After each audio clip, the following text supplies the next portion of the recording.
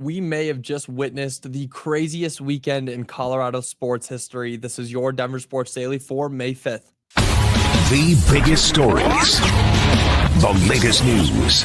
It's Denver Sports Daily.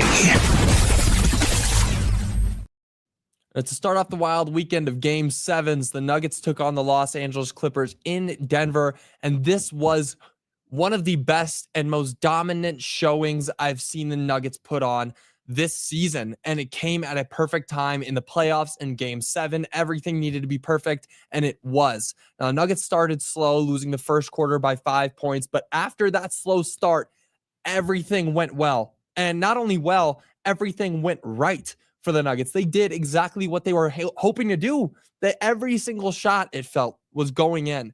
They turned it up.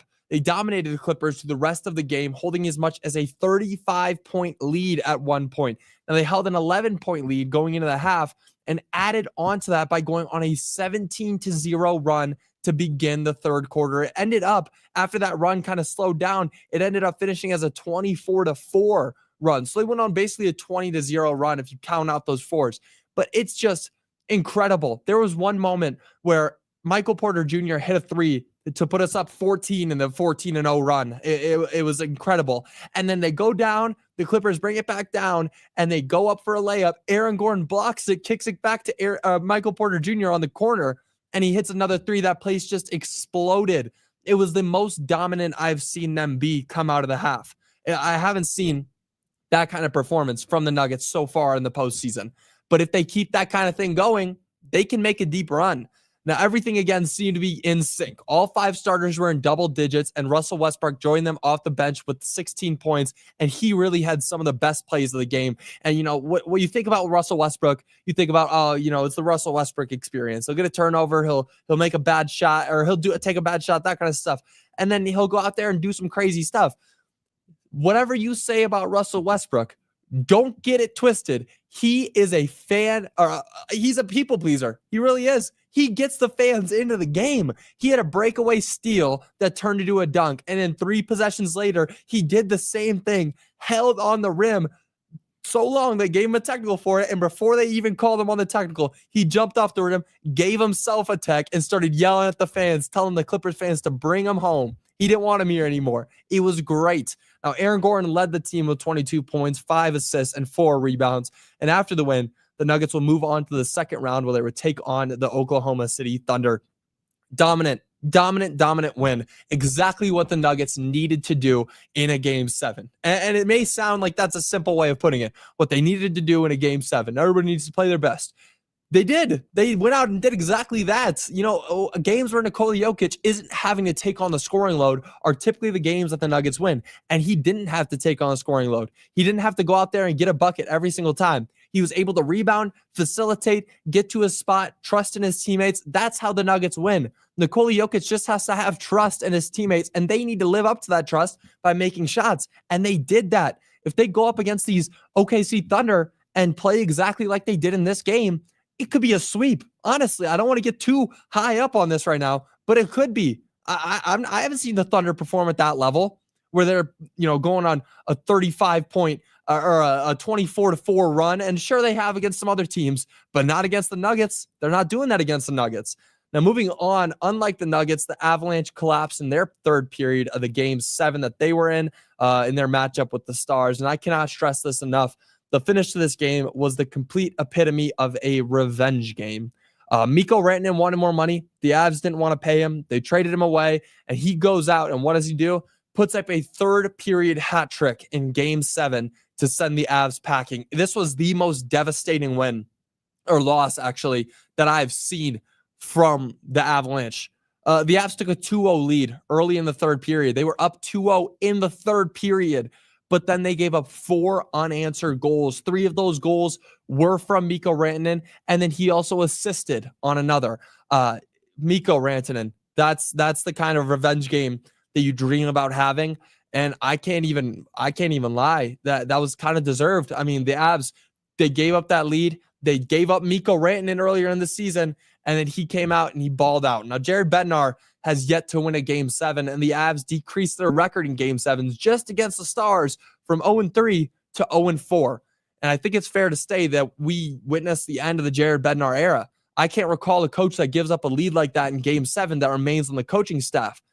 And honestly, even Michael Malone was fired the year after a 20-point collapse against the Wolves in Game 7. So it's very reminiscent of what we've already seen here in Denver. You give up a 2-0 lead in the third period, and you get fired. And Michael Malone did the same thing. A 20-point lead in Game 7 gets fired. So maybe, if that same kind of plan stands, he'll be with us for the next season, but I highly doubt it. Now, nonetheless, this full squad had very little time to play together. And whoever takes over this team as the coach next season should be able to make a deep run. It was a terrible loss from the Avalanche. Watching that, just giving up goal after goal. And sure, one of Mikko Rantanen's goals was an empty netter, but still a third period hat trick. I mean, you can't make that up. If that's not a storybook finish for the Stars, it really just sucks to be on the opposite side of that, because they had it in their palms, a 2-0 lead in the third period, and they lost it all because of Mikko Rantanen. There was nobody else really making plays for the Stars. They had him locked down. And then in that third period, Mackenzie Blackwood just got tired or something, because he was just giving up goals left and right. I mean, 4 just in the third period is terrible. And it's in a closeout game too. Like, you're in a Game 7 and you give up 4 straight goals unanswered in the third period, all to Mikko Rantanen. Just terrible way to finish this season. And there's definitely going to be a lot of changes looking forward as to what's going to happen with this Avs team, because, who's going to stay? Is Bednar going to be here? There's a lot of uncertainty now. Now moving on, it is a Nuggets game day. The Nuggets had a short one-day break after beating Clippers in Game 7. Now they are headed to OKC for their first matchup with the Thunder. Now the matchup that everyone around the league wanted, is officially happening. 2 of the top MVP candidates in Nikola Jokic and Shai Gilgeous-Alexander will do battle tonight. Now, the Thunder opened up the series as massive favorites, but if we remember, so did the Clippers, and we saw how that worked out for them. Now, in the regular season, these teams split their matchups evenly, each winning 1 at home, 1 on the road. And actually, the OKC Thunder, before last night, before the Houston Rockets were taken out by the Warriors, they were even against every single team remaining in the Western Conference playoff. They're not necessarily, great against all these teams who are at the top of the league too in the Western Conference. So they're even. They're fully even. This is a fair matchup all the way around the board.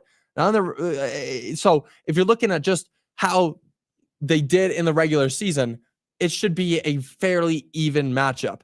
Now, the point differential just between the Thunder and the Nuggets was actually plus 24 for the Thunder in the regular season. So they're going to have to go out there and play better defense. The Nuggets are better defense and the same kind of offense that we saw in that Game 7 for the Clippers to have a chance against the OKC Thunder. Now, these are 2 heavyweight teams, and both of them have a chance to make the finals. But this feels very reminiscent of when the Nuggets were young in the bubble, except the positions are flipped.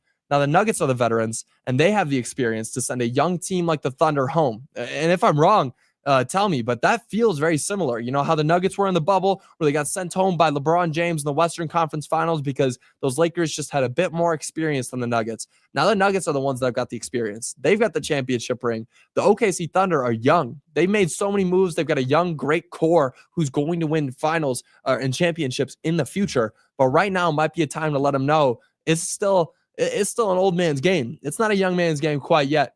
Now, the Nuggets are heading into tonight as incredibly low 9-point underdogs, and that game will tip off at 7:30 p.m. It's definitely going to be a very fun watch. I mean, these two teams, both at the top of the league. Of course, the Thunder at the number 1 seed, best in the West and best in the entire league. They were a huge favorite all the way through the season. They had a 12-game difference between the first seed and the second seed in the Western Conference. They were playing the best basketball I've seen from this OKC team since you're talking about 2015 now. You're talking about a long time ago, 10 years ago, where they were at the top of the league too. And now they're coming back to that. They're really getting in their groove, and they're going to make a deep run if the Nuggets can't stop them in this series. It's going to be a crazy matchup to watch. I've got the Nuggets going. I really do. I think that the Nuggets match up well against the OKC Thunder. I think it's going to be a great matchup, though. And, we're in for some really good matchups coming forward. I mean, this Clippers series was incredible. You got the OKC Thunder. And then if you look forward to the Western Conference, you're taking either the Warriors or the Wolves on. And honestly, if we make it past the OKC Thunder, I'm praying for the Warriors. I do not want to see the Wolves in the Western Conference Finals against the Nuggets, because if we know anything about the Timberwolves, they dominate the Nuggets. They just take them down every single game. We haven't won a game against them since last year, Game 5. Haven't won a game against them. Been terrible. But until then, until tomorrow, y'all have a great rest of your day. That's going to do it for your Denver Sports Daily. I will see you all tomorrow, recapping this big Nuggets game tonight. But until then, y'all have a great rest of your day. Bye, y'all.